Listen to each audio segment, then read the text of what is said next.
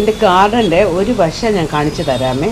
എങ്ങനെയാണ് ഈ മഴക്കാലത്ത് നമുക്ക് ഈ ഫംഗൽ അറ്റാക്ക് വരുന്നതെന്നും അതിൽ നിന്ന് നമ്മൾ എന്തൊക്കെ രക്ഷപ്പെടാൻ നമ്മൾ എന്തൊക്കെ ചെയ്യണമെന്നുള്ളത് പറയാവേ. അപ്പം ഞാനിപ്പോൾ എൻ്റെ ഗാർഡൻ നെറ്റ് മാത്രം ഉള്ളതാണ്, പോളി ഷീറ്റ് ഇട്ടിട്ടില്ല. അപ്പോൾ എൻ്റെ ഈ മഴക്കാലത്ത് ഫംഗിസൈഡ് കൊടുത്തെങ്കിലും ഈ ഒരു അസുഖം വരുന്നുണ്ട്. കണ്ടോ, ആ ഇല അങ്ങ് പൊഴിഞ്ഞു പോകും. ഞാൻ കൊടുത്തത് ഡൈത്തേൻ M45 എന്നുള്ള ഫംഗിസൈഡാണ് ഞാൻ അപ്ലൈ ചെയ്തത്.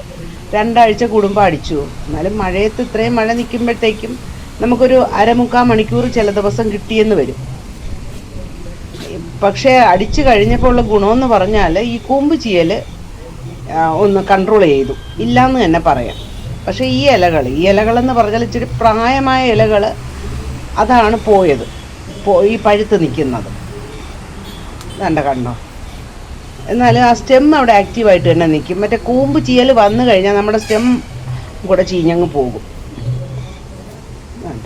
പ്ലാന്റ് ഹെൽത്തി ആയി നിൽപ്പുണ്ട് അത് കാരണം. പിന്നെ ഒരു ബ്ലാക്ക് ഫംഗസ് കുറച്ച് നാൾ മുന്നേ വന്നിട്ടുണ്ടായിരുന്നു. അതിന് ഞാൻ ഈ ഡൈത്തേൻ തന്നെ കൊടുത്തത്. ഇപ്പോൾ കണ്ടോ, നല്ല ഫ്രഷ് റൂട്ട്സ് ഒക്കെ വരുന്നുണ്ട്. അപ്പോൾ ഇതെല്ലാം വുഡ് മൗണ്ട് ചെയ്ത പ്ലാന്റ്സ് ആണ്. അതിന് വലിയ ഫംഗൽ അറ്റാക്ക് വന്നില്ല ശരിക്കും പറഞ്ഞാൽ. ഫ്ലവറും ഉണ്ട് അതിൽ. ഇങ്ങനെയല്ല, ഇതിനെക്കാട്ടി ശരിക്കും ഫ്ലവർ വരും. ഇപ്പം തന്നെ ഒരു 3 കൊല്ലം അതിൽ ഇൻസെക്റ്റിനെ കൂടെയൊക്കെ അടികൂടിയാണ് ഇത്രയെങ്കിലുമൊക്കെ കിട്ടിയത്. ഇനിയിപ്പോൾ എന്തായാലും ഈ മഴ കഴിയുമ്പോഴത്തേക്ക് ഫ്ലവർ വരും. റൂട്ടൊക്കെ നല്ലതായിട്ട് വന്ന് കണ്ടോ, ഈ മഴയത്ത് അതൊരു ഹെൽപ്ഫുള്ളാണ്. നല്ലവണ്ണം റൂട്ട് വരും. ഇതിലൊക്കെ മൊട്ട് വരുന്നുണ്ട്. ഇത് വേറൊരു ഗാർഡൻ സൺറൈ എന്ന് പറഞ്ഞൊരു വെറൈറ്റിയാണ്. ഏതാണ്ട് അതിൻ്റെ വേര് ഞാൻ കാണിച്ചു തരാം.